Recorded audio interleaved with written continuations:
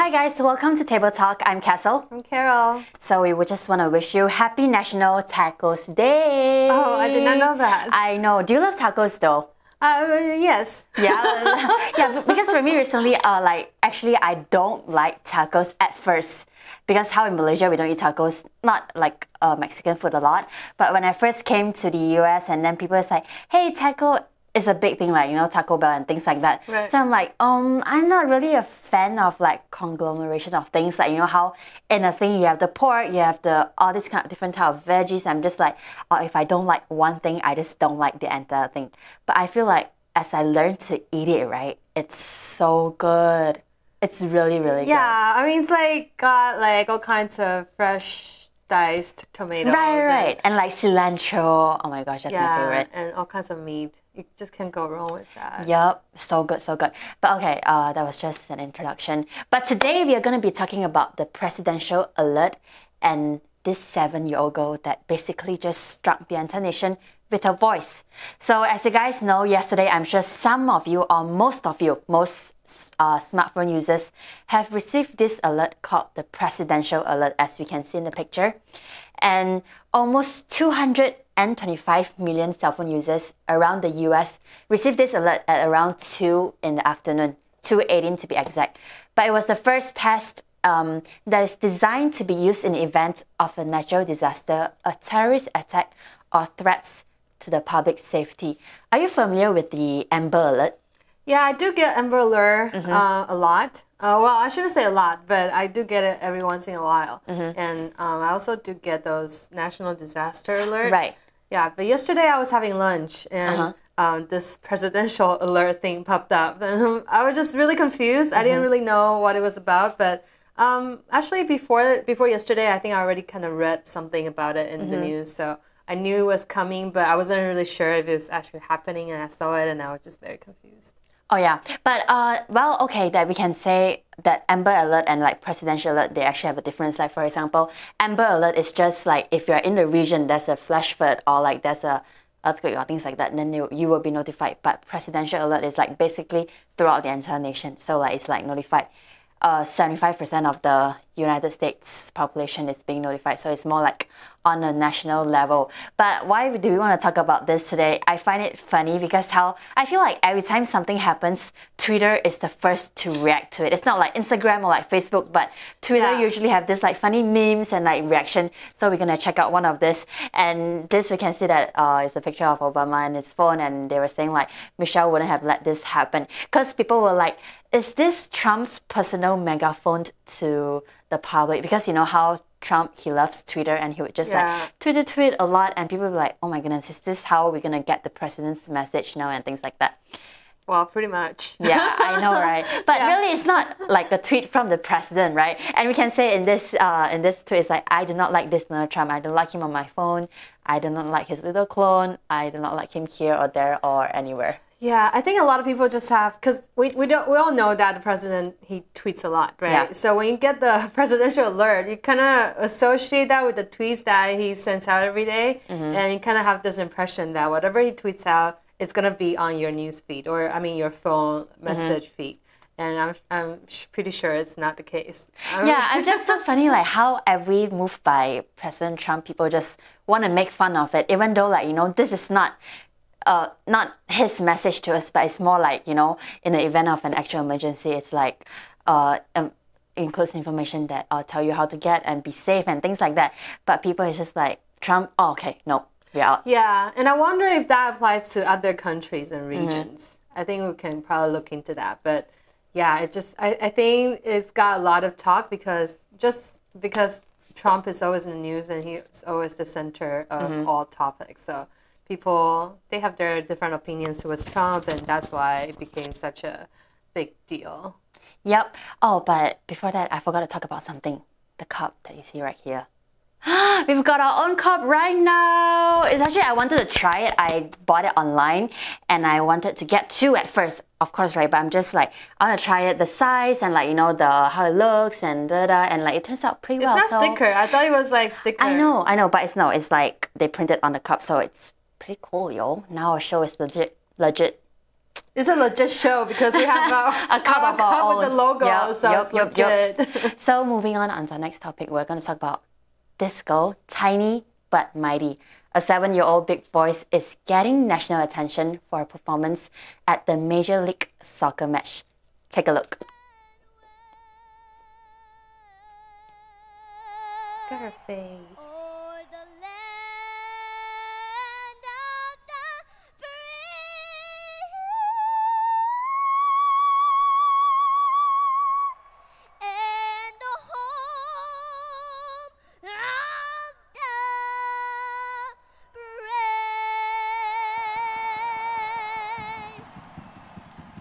So good. So her name is Malia Emma. She's actually an Indonesian American.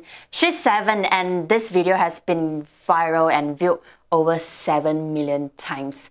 I mean, like, it's so crazy. She's so little, so tiny, yet so talented. Yeah, and she's just very cute. I was watching her video and just the way you can tell she's very into this song. It's a song that I'm sure a lot of people know. She sings it with such a passion. I know. And it's just like it's so cute that she is totally into it. And you can when you hear that much power and voice coming out of this tiny body, I got like a little goosebump when I was watching her. And ABC News was interviewing her and asking her like how she felt about her performance, and she said like, I was thinking that I cannot do anything wrong because it's a really special song to America. I love how she's at such a young age, she's thinking about, oh, this is a special song for America, so I'm not gonna make a mistake, instead of be like, oh, it's all about me, and I'm not gonna like make a wrong move or things like that. But she's thinking about people, how special it is to people, so she's gonna give her best. I think that's just so beautiful. Yeah, it is so cute. Yeah, and it reminds me of which I want to ask you, because I feel like for a lot of people, when they were young, they want to be a singer, they want to be an actress. Like, was it like this for you? I remember my first, are we talking about our first, like, yeah, when job? you were, not really your first job, but when you were growing like, your up. first goal. Yeah, like, and people will ask you, like, what did I want to be when I like grew your up? parents, friends would be like, hey, what do you want to be when you grow up, Yeah, so I think the first one I had was a flight attendant. Oh, wow, so good. Why? Because I just thought it was fun to fly to different countries and you can get to dress up, and it just feels like you're having this... Traveling for free, but at the same time you're working and living this like glamorous... Yeah, I didn't really think about like how you need to deal with difficult customers. I just thought about, oh, I get to put on makeup and I get to put my hair in a bun and I get to wear those really fitted, nice looking outfit, and then I get to fly to a lot of exotic countries. So what happened? So like you're here now as a journalist. And then I changed and then I wanted to have a very it's just like kind of a boring story, but I wanted to be like a government employee, so I have like pension, all the benefits, stable pay, and all that. And then I thought about becoming a dentist because I thought, oh, everyone has, how many teeth do we have? 32, 34. Anyways, there are a lot of like teeth, right? And because I have cavity all the time, and every time I go, it cost my parents a lot of money, and now I do pay for my own teeth. They're very expensive. So at one period I was like thinking about making money. That's why I thought about becoming a government employee. And then I thought, oh, becoming a dentist would make me a lot of money because it costs my parents a lot of money. So why don't I become a dentist? And then turned out I wasn't smart enough. So here I am. Wait, but journalists, you still have to be really smart. By the way, she's really smart. For you to be a journalist, you need to be so informed and keeping up with the news and like having your own opinions and things like that. But why I asked you this question is so funny. See, when you were younger, you want to be a flight attendant, and then a person working with the government sector, and then a dentist. But you said, oh, I wasn't smart enough, that's why I'm a journalist. But okay, again, journalists are really smart. But I just feel like how you... That was a joke. How when you were younger... This is my dream. Yeah, how when you were younger, you just don't think about anything. You're just like, oh, I want to be this because... I can be anything, right? That's what the people told me.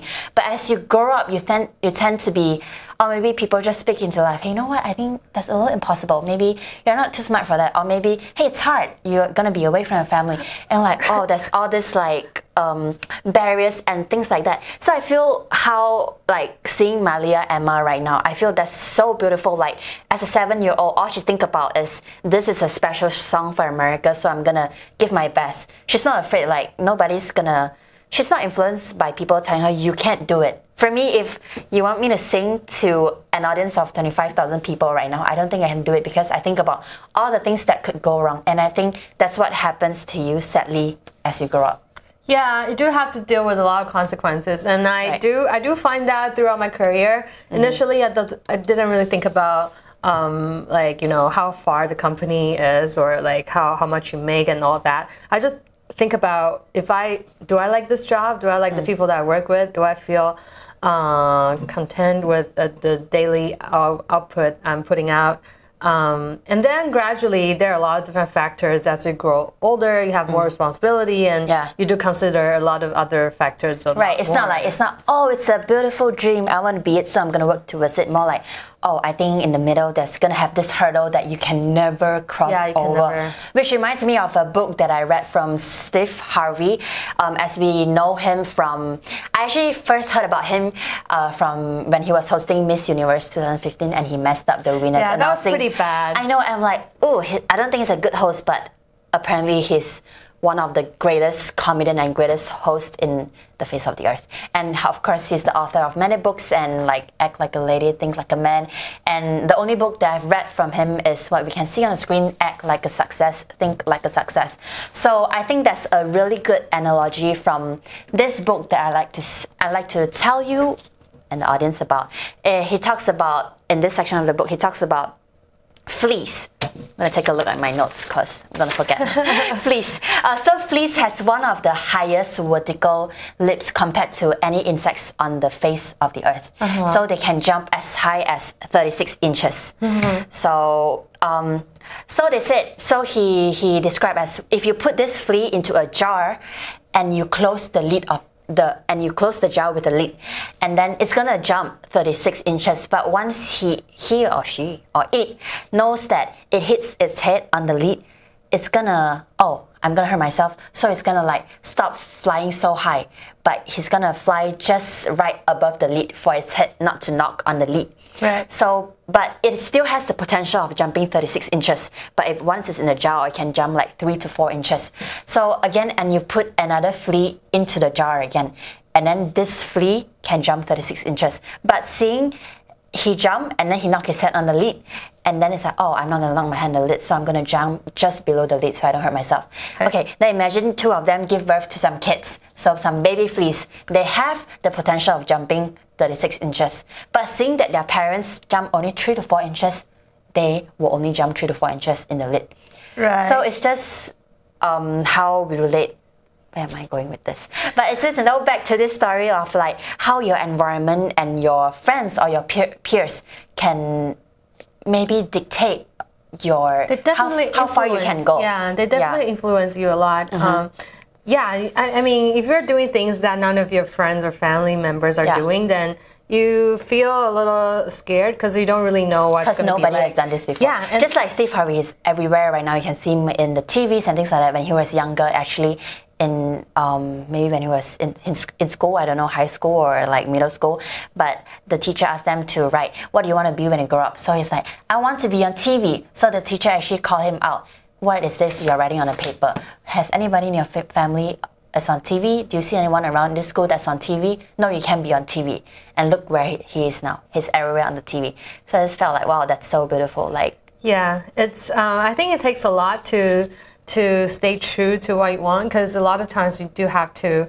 If you're not choosing the comfortable path, then of course you're going to have a lot of really uncomfortable moments and a lot of challenges.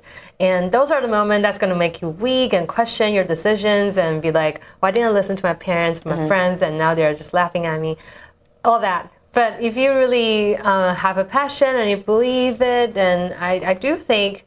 And surround yourself with peers that encourages you, not be like, oh, I don't think you can do this. Like, hey, dream smaller, you know? Yeah. But I do want to, I just thought about my very first goal. Like when people ask me what I wanted to be when I grow up. It's a very unrealistic goal. I told my mom I wanted to be a princess. Okay, maybe not that one. Maybe you have to be married to a prince. So I guess it doesn't actually really, that's possible. It doesn't really tie to our very encouraging and inspirational Hey, no, topic. actually you can just like, enroll into Yale or Harvard and like meet some princess from Israel or something. Right? Then you'd be a princess. Yeah, I guess I can still work towards that. Yeah, definitely. It's never too late. She's leaving. All right. So I guess that brings us to the end of the show. But we have one announcement over here. We have a special guest with us next week, but it's not going to be on Thursday anymore. It's going to be on Wednesday, just for next week. It's the same time, 4:30 on this channel, but it's going to be Wednesday, so keep in mind. And don't forget to tweet us at my Twitter at Hey Kessyl and hers at Summer C4. Yay! Good job, Carol. All right, so we'll see you next week. Bye.